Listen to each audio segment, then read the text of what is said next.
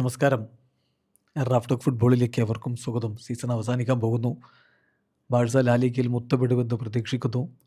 ഈ ഘട്ടത്തിൽ ബാഴ്സ ആരാധകർക്ക് സന്തോഷമേകുന്ന മറ്റൊരു വാർത്ത കൂടി പുറത്തേക്ക് വരുന്നുണ്ട്.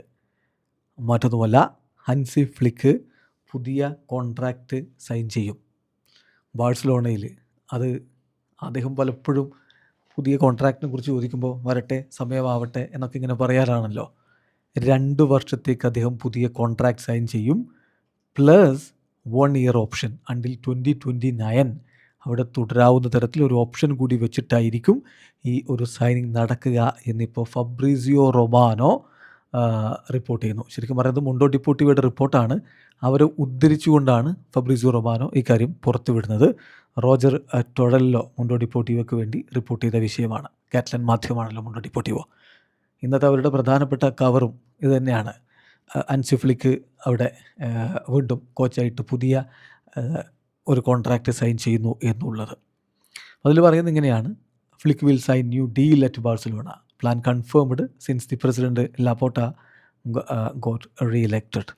റാപ്പോർട്ടയെ വീണ്ടും അവിടെ പ്രസിഡൻ്റായിട്ട് ഇലക്ട് ചെയ്തതോടുകൂടി ഹൻസി ഫ്ലിക്ക് അവിടെ കോച്ചായിട്ട് തുടരും. പുതിയ കോൺട്രാക്റ്റ് സൈൻ ചെയ്യുമെന്ന കാര്യം ഉറപ്പായിരിക്കുന്നു. പുതിയ ഡീലെന്ന് പറഞ്ഞാൽ 2 വർഷത്തേക്കായിരിക്കും, അടുത്ത 2 വർഷത്തേക്കായിരിക്കും പുതിയ ഡീലുണ്ടാവുക. ഫ്ലിക്കിൻ്റെ ഏജൻറ്റ് പിനി സഹാവി അധികം വൈകാതെ തന്നെ അങ്ങോട്ടേക്ക് എത്തും, ബാഴ്സലോണയിലേക്ക് എത്തും. എന്നിട്ട് സ്മോൾ ഡീറ്റെയിൽസ് അവർ സോർട്ട് ചെയ്യും.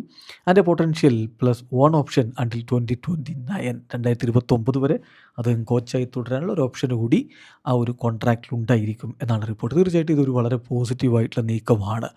ടീമിനെ ഇതേ രൂപത്തിലേക്ക് വളർത്തിയെടുത്തതിൽ വലിയ പങ്ക് ഹൻസി ഫ്ലിക്കിന് ഉണ്ട്. അപ്പോൾ ആ ഒരു പ്രോജക്റ്റ് തുടരേണ്ടതുണ്ട് ബാഴ്സയ്ക്ക് മുന്നോട്ട് പോകാൻ. അത് തിരിച്ചറിഞ്ഞുകൊണ്ട് തന്നെ ഇത്തരമൊരു നീക്കം ഇപ്പോൾ അവർ ചെയ്തിരിക്കുകയാണ്.